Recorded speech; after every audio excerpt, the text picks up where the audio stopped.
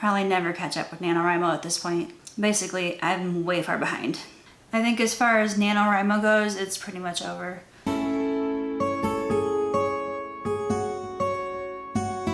Today is Friday, November 11th.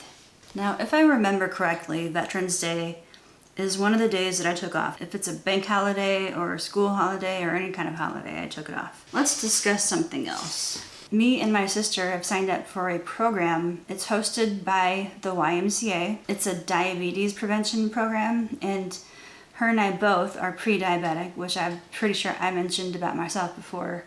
And so it started yesterday. It was one of those things where we all video chatted together, and it was kind of like the introductory one, and I got to meet a bunch of other people along with my sister, which was kind of strange seeing her on there too.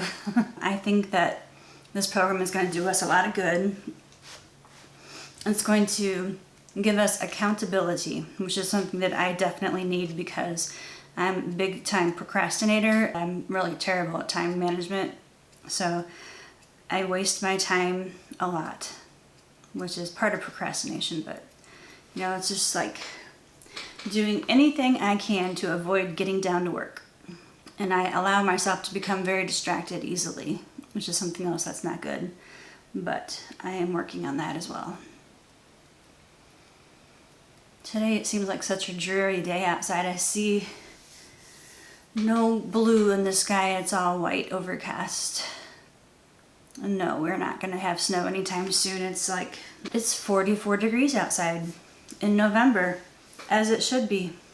So I am going to go ahead and start writing. I'm going to use the Forest app on my phone, but I'm not gonna use the 45, I'm gonna go with 25 first.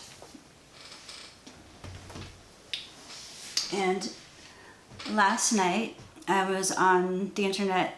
I decided that whenever I was typing in a new character that I'd added to the plot, I decided I wanted to go make character sheets of them in Scrivener, and I did that, and I started searching the internet for pictures of the characters that I want to portray. And it was kind of interesting. I found a lot of good pictures that I'm using for the characters, and you know, that just makes them come to life for me even more. You know, I can picture that person doing what I think they're going to do because I can see them, I can see the attitude that they may have or the snarkiness that they might have. So, but that's a good way of keeping track of all your characters too. Whenever you add a new one, you just add them to the roster. And at the end of the book, you'll have like a cast of characters. Truly. All right, I'm gonna stop procrastinating and get my butt to work. I moved back home in August during the height of summer. Lush green trees everywhere. Then autumn came with its yellow, orange, and red colors. Crunching leaves underfoot, crisp air filling my senses. All too soon, the trees were bare. Winter would soon be here. On November 12th, 8 a.m., my phone rings. My cousin Robin asking if I've looked outside yet. No, why? I asked. She said, we got 4 inches of snow last night. In disbelief, I rose and looked out the balcony window to see a snow-covered world. Then she asked, do you want to build a... Oh, wait, that's not right. Do you want to go take pictures? And I said, heck yeah. We went to Hidden Lake Winery, which was surprisingly easy to find. We walked through the snow, snapping pictures until our fingers and toes were frosty. Then we went back inside to thaw and to have some coffee. It was a wonderful day. This is all to say I didn't write it all that day. It is Monday, November 14th, and Nanowrimo is almost halfway over as of tomorrow. And I've got some bad news for you. I am not going to make it. You know, right now I think I keep forgetting to put my numbers in Nanowrimo's website, but I'm pretty sure I'm like I'm probably like 20,000 words down. So it's like, even if I tried to catch up and I sat here every single day with every spare minute that I had, if I sat here and wrote the whole time, I still wouldn't catch up. So I've never won NaNoWriMo before, and I have a feeling that myself, I am a very slow writer.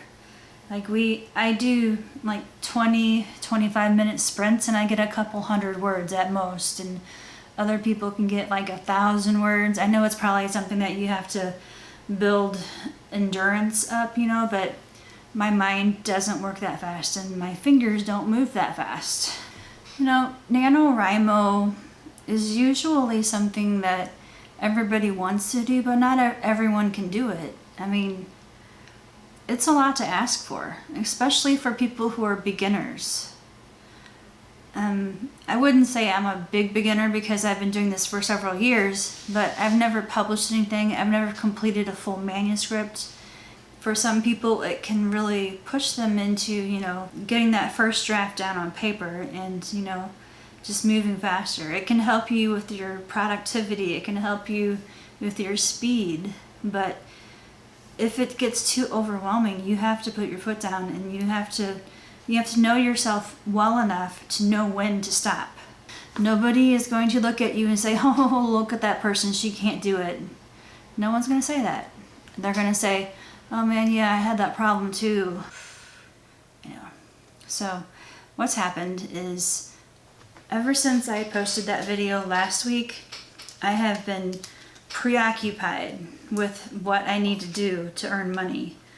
The two things I'm going to concern myself with right now are my health, which is something I need to improve, and building a photography business. I'm going to continue writing the book, of course, but it's not going to earn me money anytime soon. I need to finish it, I need to edit it, I need to send it out to be edited by a professional.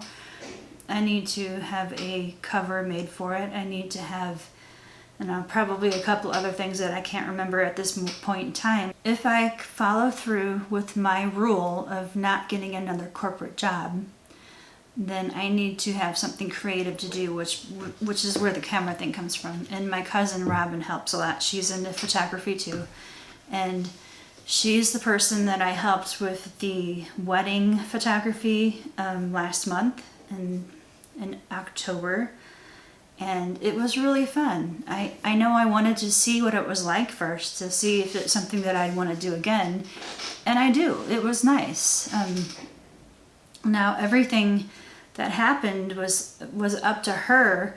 All I did was take pictures, and she's the one who edited the pictures. She's the one who spoke with the bride and groom, and she took care of all of those details.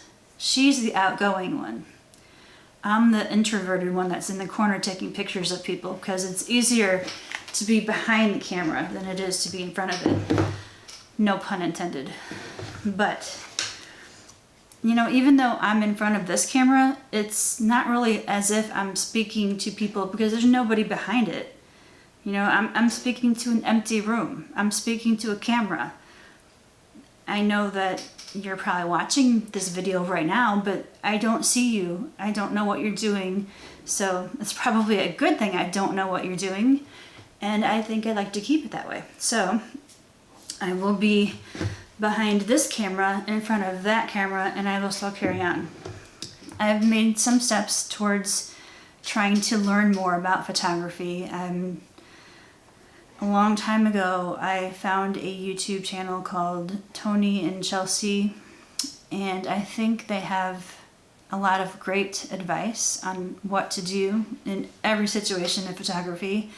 They have courses, they have books, they have stuff on Lightroom, Adobe Photoshop. They have a course on learning a business making a business out of your photography, and they have all kinds of stuff.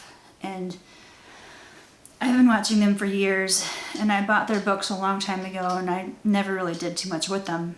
But I think it's time I start stepping up and taking those actions, because I can't I can't wait for the book to be published and to earn money that way, because that's going to be next year sometime. I don't know what the future holds for me. Yes, I'm going to continue writing. Yes, I'm going to continue my self-publishing journey. And yes, I'm going to continue to create videos that document my self-publishing journey. And that's all I can offer at this time.